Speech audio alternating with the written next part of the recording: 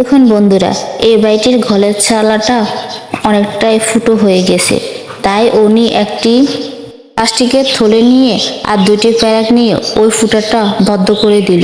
কিন্তু পানি ঢালার পরে দেখলো নিচে দিয়ে ঘরের ভিতরে এখনো পানি পড়তেছে, তাই এটা ঠিক না। উনি এই জন্যে আরেকটা বুদ্ধি বের করলো। এখানে উনি এই জায়গাটা ভালো করে পরিষ্কার করে একটি ফোমরে ছোট ছোট টুকরা করে একটি বাটিতে উনি নিয়ে নিল।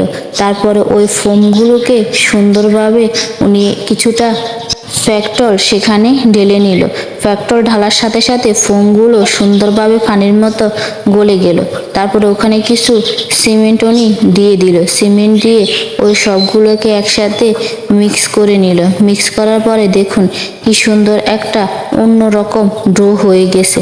আমরা যেভাবে আটা গুলি, আটার সেরকম একটা ডো উনি তৈরি করছে, নয় শক্ত নয় নরম, যেন এই ডোটা যে কোনো কিছুতে সহজে লেগে যেতে পারে। তারপরে তিনি ওই টিনটার নিচে দিয়ে অনেকগুলা ট্যাপ লাগিয়ে দিল, যেন ওই ডোটা নিচে দিয়ে দিলে নিচের দিকে না পড়ে যায় ফুটো দিয়ে, কারণ ফুটোটা ছিল অনেকটাই বড়।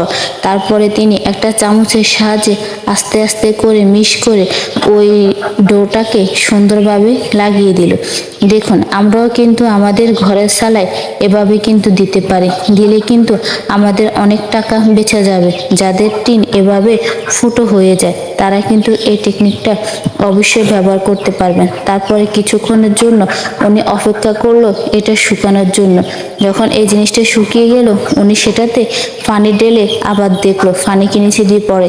দেখুন কি সুন্দর পানি পড়তেছে না, পানিগুলো সুন্দরভাবে চলে যাচ্ছে। আমরাও কিন্তু চাইলে এভাবে পদ্ধতি ব্যবহার করতে পারি। আপনাদের সবার কেমন লাগছে আর এই পদ্ধতিটা কেমন লাগছে অবশ্যই আমাকে জানাবেন।